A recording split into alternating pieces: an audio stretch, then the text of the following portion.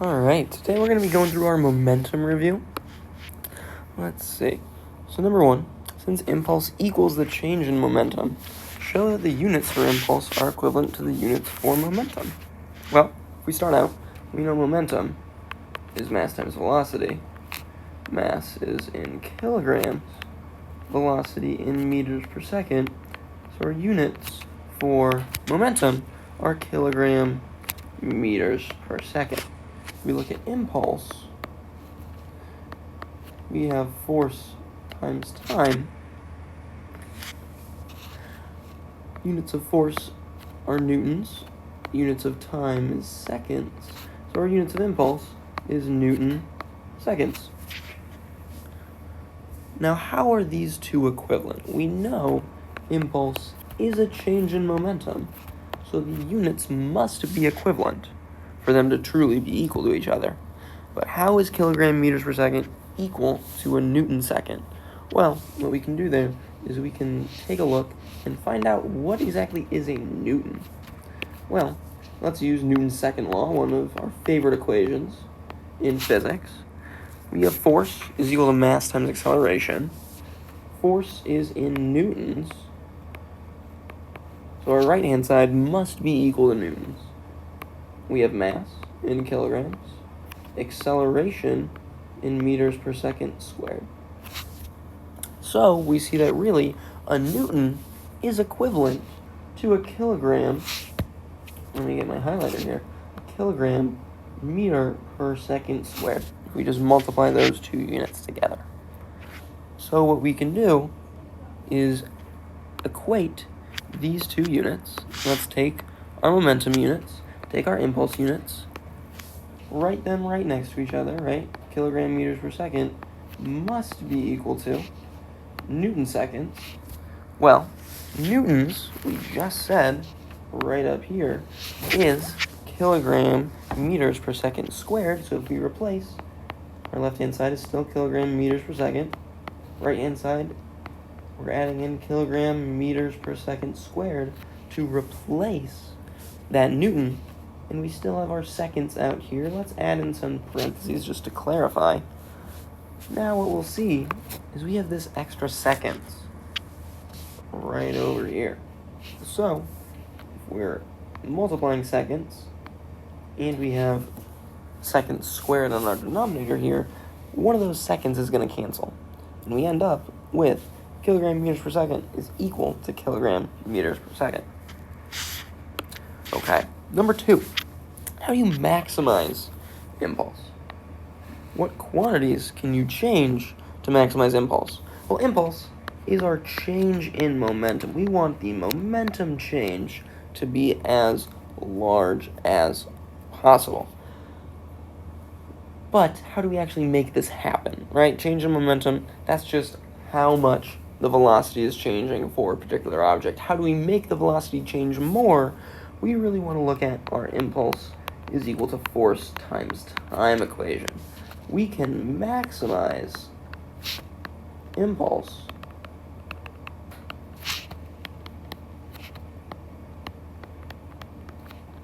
by maximizing the force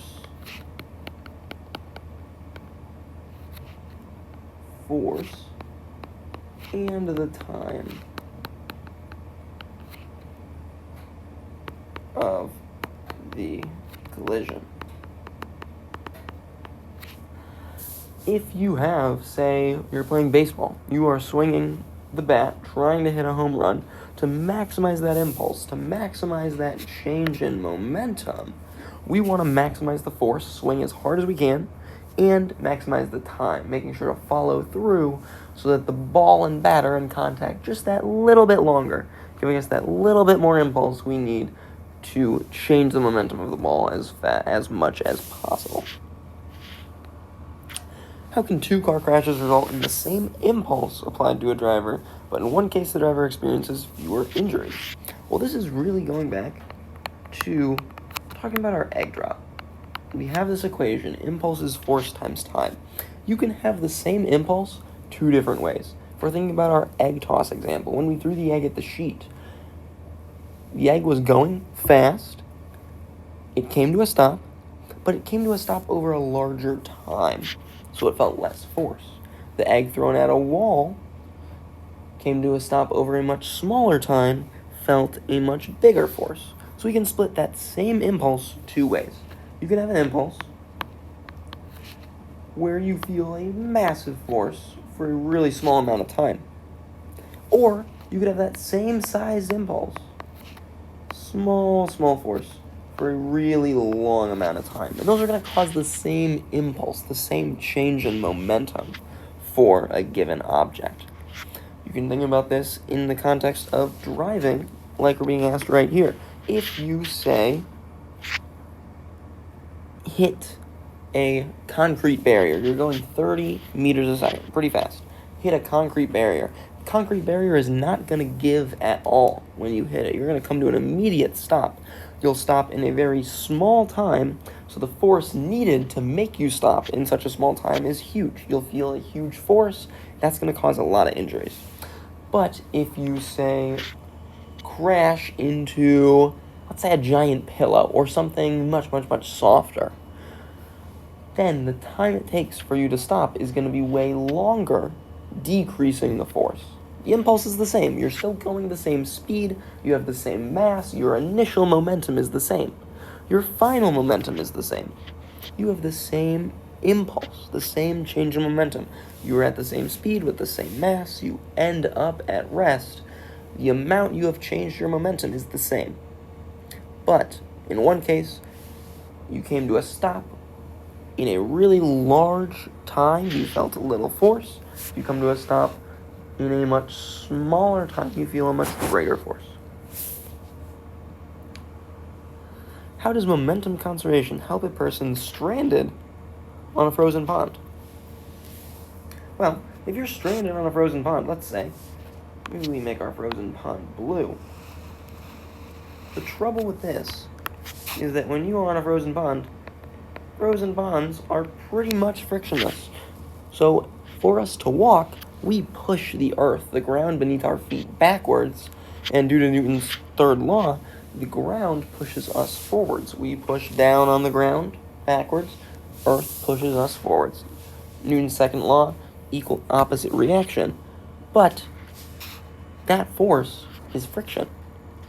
If there's no friction on a frozen pond, we can't push back on the earth, and it can't push forward on us. So how can we possibly move?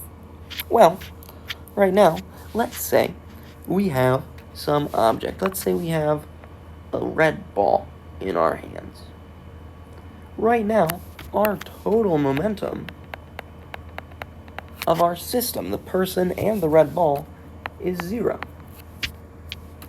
kilogram meters per second. Well, that momentum is going to be conserved. We know that for the system, but what can happen is if we throw the ball, let's move that down so we have more space. If we throw that ball, now, here's our person, they have thrown the ball. That ball, let's say it's moving to the right, well, it has some mass, it has some velocity, it has some momentum to the right. Positive momentum. Well, we started with 0 momentum. Momentum must be conserved. That initial total momentum must be the same as our final total momentum because there's no external forces. So when we, or the person, throw the ball forward, the ball has positive momentum forward, but for momentum to still be conserved, for the total to still be 0, we must have some negative momentum backwards. Overall, the total is still 0 here. If the ball is moving forward with, say, just for an example, let's say the ball is moving forward with 5 kilogram meters per second of momentum, that must mean the person is moving backwards with 5 kilogram meters per second of momentum. Now, we know the masses of these objects are different. How could they possibly have the same momentum? Well, momentum is mass times velocity, So the ball will go flying forward very quickly, while the person having the same magnitude, the same size momentum, will be moving much slower. Very much like number 3, where you have the same impulse, you have a big force, small time, or small force, big time. For the same momentum, you could have a lot of mass moving really slow, or you could have a tiny mass moving very fast. Both can have the same momentum. Alright, number 5. Calculate the change in momentum of a 3 kilogram object accelerating from rest to 12 meters per second. Well, one of our equations, if we look up, right here, is going to be change in momentum is mass times the change in velocity. So let's use that one. Change in momentum, that's what we're finding, is mass times change in velocity. So if we have a 3 kilogram object, it is going from rest to 12 meters per second. Well, our change in momentum then, plug in that mass, 3 kilograms, that change in velocity going from 0 to 12. We always say change is the final minus our initial. Well, our final is 12. Our initial is 0. So that change is 12 plus 12, to be particular. Multiply, and we get 36, don't forget your units, kilogram meters per second of momentum change. Number 6, a ball is kicked with a force of 167 newtons. The foot and ball are in contact for 0.5 seconds. Calculate the impulse on the ball. A big tell in this unit, if you ever have a force, there's only one equation that has force in it for this unit. That equation is impulse is force times time. So if we look, impulse is force times time. We have our force. We're looking for a time right here. We just need to plug those in. We can get our answer. Force is 167 newtons. Time is 0.5 seconds. Go ahead and multiply these. We'll get our answer. Let's see what that is. 167 times 0.5. That's going to be 83.5 kilogram meters per second. You can also say Newton seconds. That's a valid unit for impulse. I just tend to use kilogram meters per second, keep it consistent with momentum. Let's make that 3 a little bit prettier. Calculate the change in momentum of the ball. Well, I say this so many times in class. Impulse is change in momentum. Those are the same thing. The impulse causes and is equal to the change in momentum. These are equal. So whatever your answer was for A, that impulse is the change in momentum. The change in momentum is 83.5 kilogram meters per second. All right. Mr. R is riding on a frictionless skateboard carrying an 8 kilogram medicine ball.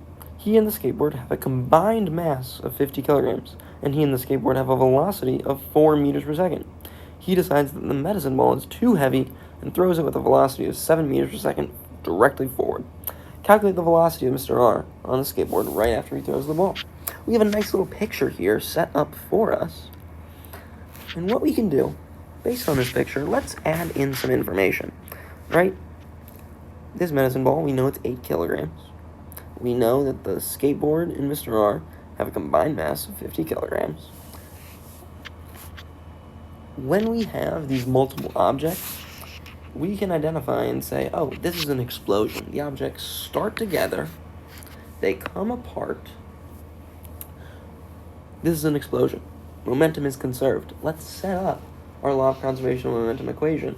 All we're doing there is we're saying the initial total momentum of the system must be equal to the final total momentum of the system. That means the momentum of object 1 and the momentum of object 2 initially must equal the momentum of object 1 plus the momentum of object 2. Now these are, in the initial, or over here we have the final momentum. On our left-hand side we have the initials.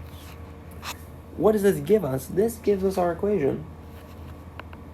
m1 v1 plus m2 v2 equals m1 v1 prime plus m2 v2 prime.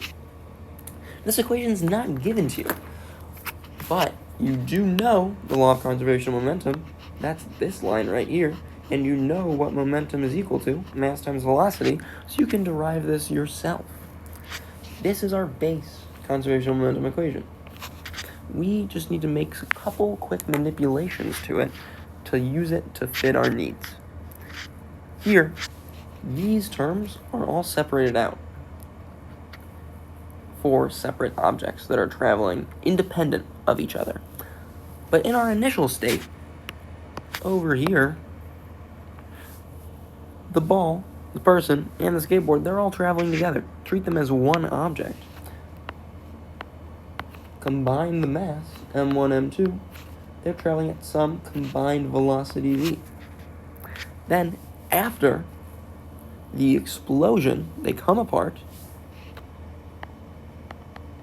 We leave the right-hand side as separate objects.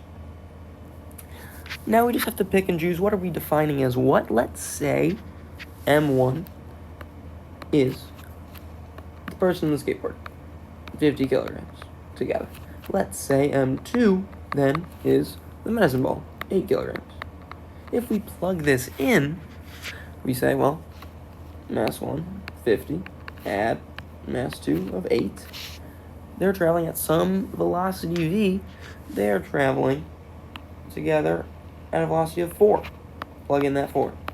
Right-hand side, after the explosion, they come apart. Mass of object 1 hasn't changed. Still the person, still the skateboard. They're traveling at some velocity. We're not sure. We're solving for that. The second term, that's the medicine ball.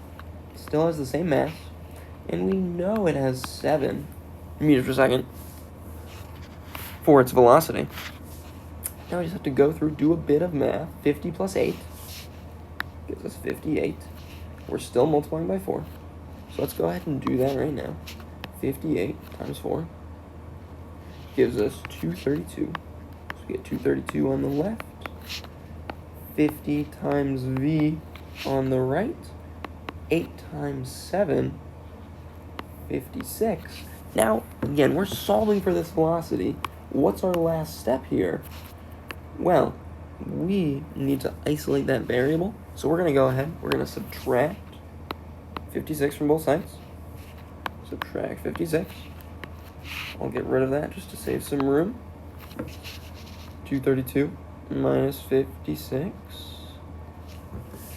will give us 176 is equal to 50 v1 prime. Last step, divide both sides by 50. You'll get your answer. The velocity is 3.52 meters per second. I had a fantastic question related to this exact question earlier, asking how do we know if the person right here, how do we know if they're going to be moving forward or backward? Well, the answer is you really don't. You can take an educated guess and say, oh, well, based on how they're moving before, they're probably moving to the left or they're probably moving to the right. The best way to do it is to not predict which way they're going at all. Solve for the velocity. If the person in the skateboard were moving backwards, this velocity would be negative. If the person and the skateboard are moving forwards, this velocity would be positive. We see this velocity is positive. We know the person in the skateboard, they're still moving forward. This is a tricky problem. The hardest part being, a lot of times we're used to this left-hand side right over here as being 0. Objects start together. Normally they're not moving. Here they're starting together, but they're moving. This initial momentum, it was 232, not 0. That's the tricky part about this question. All right, let's continue on. looks like I lost some recording for number 8 onward, so I'm going to talk through it, the key components that we are working with. Number 8, this is a hit and stick problem. We have 2 cars, they are hitting, they lock bumpers. As they hit, they stick together, they travel with the same velocity. We drew a picture, we set up our conservation of momentum equation, plug in your values, solve for the velocity. The key step here is identifying this is the equation to use. We know they hit and stick together. When they hit and stick, they must have the same velocity, so treat them as one object, like we're doing right over here. Add the masses together, multiply that combined mass by the velocity to solve. In number 9, 2 lab carts are stationary on a table. This means for A, they're stationary. Total momentum for carts not moving is 0. If they're initially at rest, they initially have no momentum. When there's no external forces, no one comes along and pushes on the carts, that momentum's gonna be conserved. So after they explode, the carts push on each other, that total momentum still is gonna be 0. One will have a positive momentum, one will have a negative momentum. They'll cancel out. They'll have equal and opposite momenta. For part C, this is an explosion problem. We are setting up, again, that key equation at the very beginning, but identifying on the left-hand side, the objects are attached. They're stuck together. Treat them as one object. We solve. Be careful that when you move this 10.32 over, it becomes negative on our left-hand side, so you get a negative velocity. Number 10. Here, we have 2 carts. When they collide, which cart experiences a greater size force? We use Newton's third law. Newton's third law says every action force has an equal opposite reaction force. If you hit the table hits you back in the opposite direction. If you push on a wall, the wall pushes on you. That size force is always equal, so they feel equal sized forces during that collision. But which one accelerates more? Well, that is different. They feel the same force right here, but they aren't necessarily going to experience the same acceleration. Over here, we see that for the same sized force, if you have a really big mass, you're going to have a tiny acceleration. If you have a really small mass, you're going to have a really large acceleration. So that smaller massed cart is going to have a bigger acceleration. Calculate the velocity of the 2 carts. We've done this before. This is a hit and stick problem. They collide, they stick together. So, just like before, set up our conservation of momentum equation. The right-hand side, we say treat these as one object. Solve. We get our velocity, 1.34 meters per second. Number 11.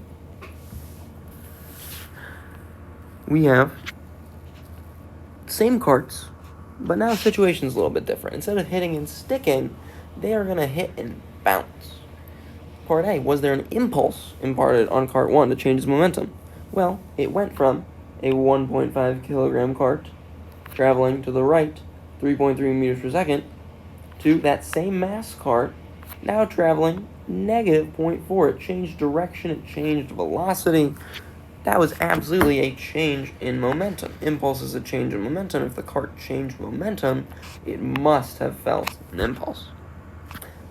What object applied the impulse? Well, the only object that interacted with that cart was the second cart. The second cart hit the first cart, or rather applied a force on the first cart when they collided. So cart 2 applied that impulse onto cart 1.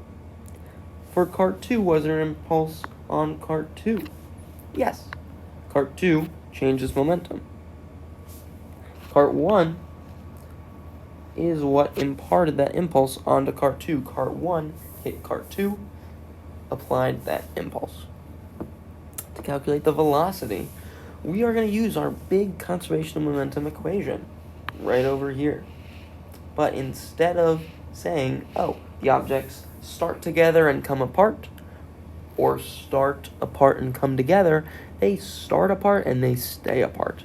We are not going to simplify this equation at all, because each time we want those separate momentum terms.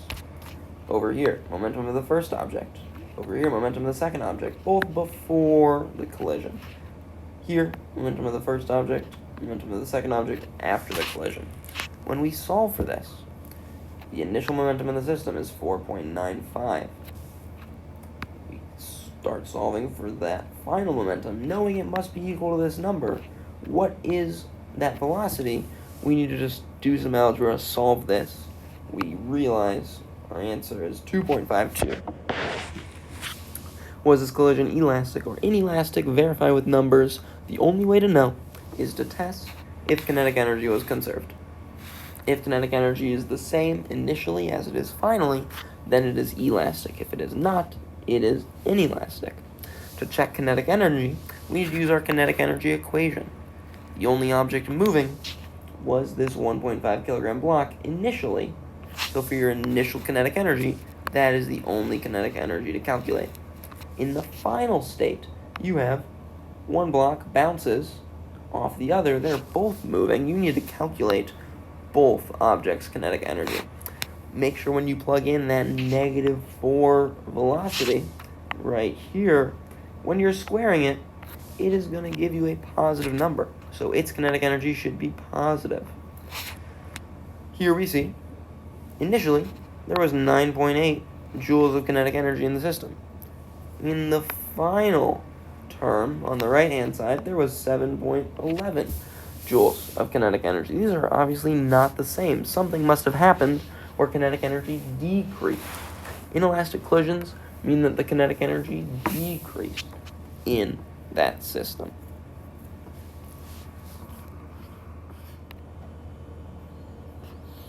Bungee jumpers use stretchable cords that are elastic. Explain in terms of impulse why a rigid cord is never used in place of an elastic cord, even though it might be less likely to break. Explain this in terms of force, momentum, and impulse. Well, and I'll just talk this one through, is the elastic cord. You're not going to stop right away. It's going to take a lot of time to stretch that cord. If we look at impulse, and we think about force and time, if you are falling on a stretchy cord, here you are, you're on a stretchy cord, you are going at some initial velocity. Let's say you're going really, really fast, like 50 meters per second. You are going to end up at 0 meters per second. That's the goal, right? You want the cord to stretch. You end up safely not hitting the ground, 0 meters per second, and then you come back up. Well, if you go from 50 meters per second to 0 over a long time, and this is talking about that relationship of impulse, force, and time, if that time it takes you to change your momentum is really long, the force you're feeling is small. If you are going from 50 to 0 in a tiny amount of time, you're going to feel a colossal force. When you are bungee jumping, you have a lot of momentum. It takes the bungee a long time to stretch out. You are slowing down over several seconds. So your force is much, much smaller. If you were to, say, use something rigid, like a chain, you are going to stop nearly instantly. The problem being, when you stop nearly instantly, the chain is not going to break. What is going to break is you are going to break, because you will feel a huge force since you're stopping in such a tiny amount of time. You could even relate this to Newton's second law. Looking at that acceleration. When you feel a big force, you have a big acceleration. if you're stopping in a very tiny amount of time, you must have a huge acceleration, changing your velocity a lot in a small amount of time. You will feel a big force. If you're changing your velocity the same amount, but over a much longer time, well then, that force is going to be much smaller. What physics term is a person trying to maximize the good follow-through when swinging a golf club or baseball bat? They're trying to maximize the time. Maximize the time, maximize the change in momentum. Alright. Using only the law of conservation of momentum, explain how a spacecraft moves in space.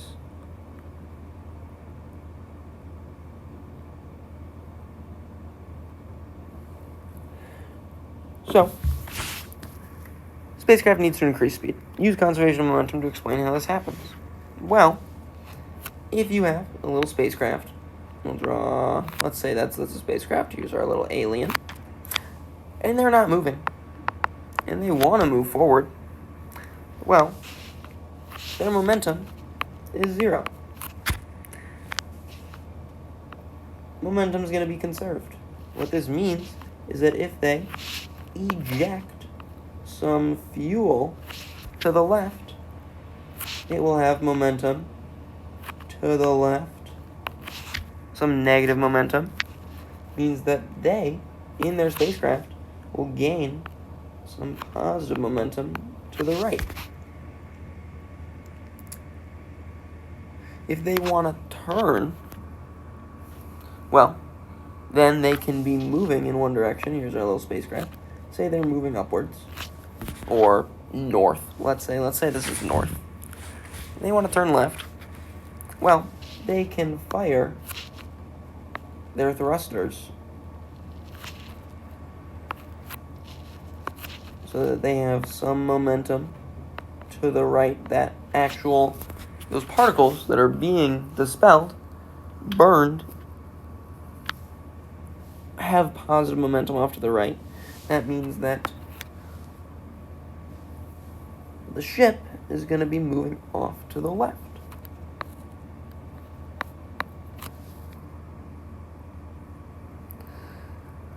Last couple questions. Use this video to rewatch the tablecloth trick.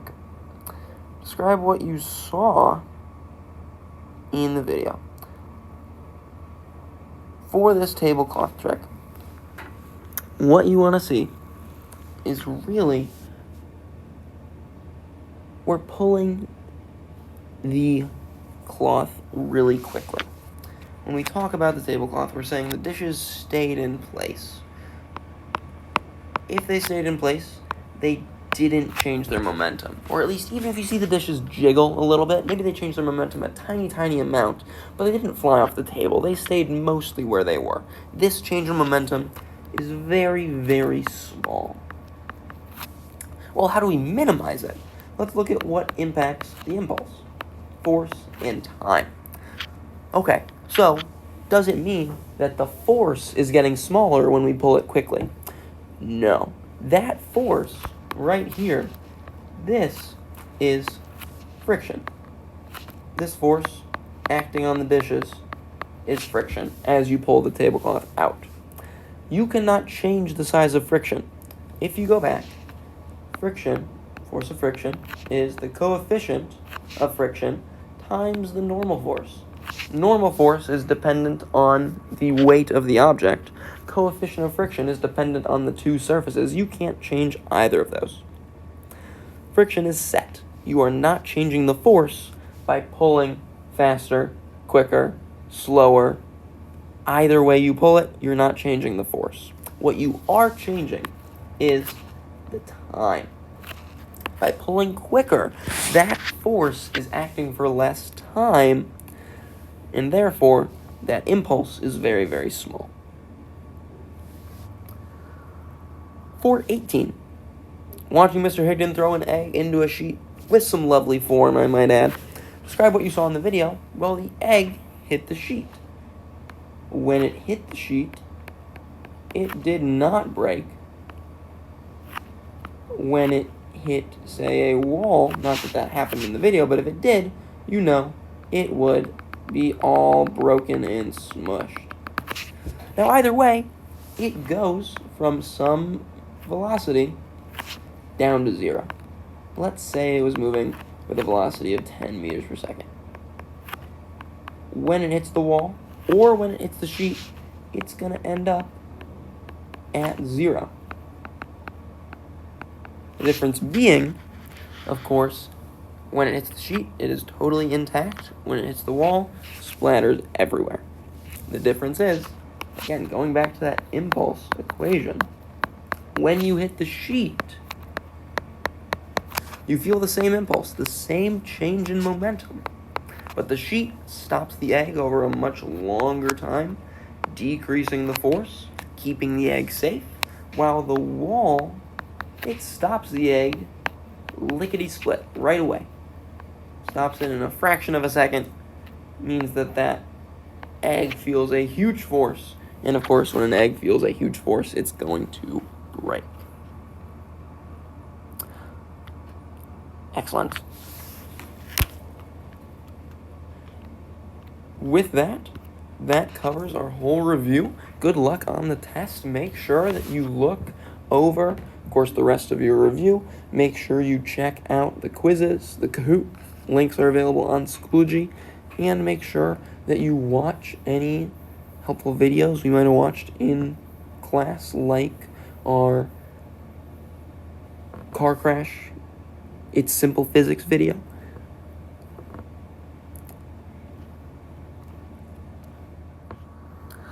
Okay, 2 identical billiard balls, A and B, collide head-on. Before the collision, A is moving, B is stationary. After the collision, A is stationary and B is moving. If the original velocity, the initial velocity of A is 4 meters per second, what is the final velocity of B? Well, let's look at this in terms of momentum. They have the same mass. They are identical billiard balls. Same mass. So, before the collision, what is our momentum? Well, only object A is moving. How do we find that momentum? Well, the momentum before would be just whatever the mass is. And again, they have the same mass, so we'll just call it m times its velocity. That's the velocity of A initially. Well, after the collision, the momentum would be the mass, still the same mass, the balls are identical, times the velocity of B, final. Well, since the masses are the same, since these momenta are the same, initial momentum must be the same as final momentum, we know that those velocities must be the same.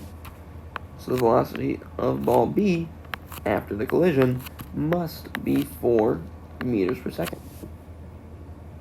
Explain how you reached your conclusion. Everything I just said. They must have the same mass because they're identical billiard balls. So the only thing that really separates their momentum is their velocity. Since momentum must be conserved, it must be the same before and after the collision. For the two states to have the same momentum, object A and object B before and after the collision must have that same velocity. Another way to put it is whenever you have a collision, one object is going to gain some momentum, the other object is going to lose some. That's why momentum is conserved. In this collision, object A has some positive momentum. Object B has no momentum. After the collision, object A has lost its momentum. It all got transferred to object B, so the total is still the same. Let's look at number 13. 2 objects below have identical masses. Before the collision and after, we have these 2 different columns. Which of the collisions in the figure are possible and which are impossible? Well, this is a great question. They have identical masses. What rules do we have? We know that the initial momentum must equal the final momentum in every single collision. So if we have a collision that does not follow this conservation of momentum, it is not possible. Not likely, it is not possible for that collision to happen. So let's see. let's identify, and this is a lot of variable work. Let's start. In part A, what is our total momentum? Our total momentum, we only have one object moving, is just the mass. Let's call each of these a mass of m. They are moving with velocity v. Total momentum for A is just m times v. After the collision, what do we have? Let's do this over on the right-hand side so we can just compare. Let's do it in red. Well, we have two objects. So our total momentum, object 1, it has a mass of m, but it's moving at v over 2, 1/2 of v. In particular, this is even moving. Let's scooch this over so we have a bit of room. It is moving in the negative direction. So we have negative 1/2 mv. Where did we get that? Well, m, it's the same m, the same variable. V, it's that same v, but it's half of the speed, right? It's going half as fast to the left as it was originally moving to the right. It's negative, it's moving to the left. Plus the momentum of the other object, which is still 1/2, because we have that factor on our velocity, times mass, times the velocity. If we add these together, we'll see, really, we have some negative momentum, we have some positive momentum. These are equal and opposite. The total momentum after the collision is 0. Before the collision, we had some positive momentum. It was mv. These are not equal. This is not possible. So we can say collision A is impossible. Let's keep going. Let's look at collision B. Collision B. Let's even do a little line just to separate this out so we don't get confused on what is collision A, what's collision B. So left-hand side, how much do we start with? Well, we start with m, because the ball moving has a mass of m, 2v. So really that is 2mv. That's how much momentum is in the system. On the right-hand side, we have momentum of both objects. Object 1, it's moving to the right, it has positive momentum. Mass of m, velocity of v. Second object, mass of m, velocity of v. Well, we started with 2mv, and we end up with mv plus mv. This is 2mv. These momentum are the same. They're equal. This collision is possible.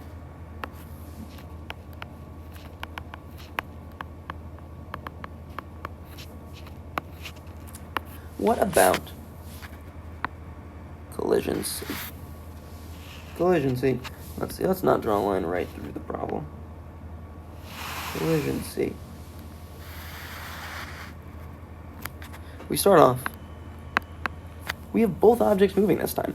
Object 1, the object on the left, it is moving positive. It has momentum m times v.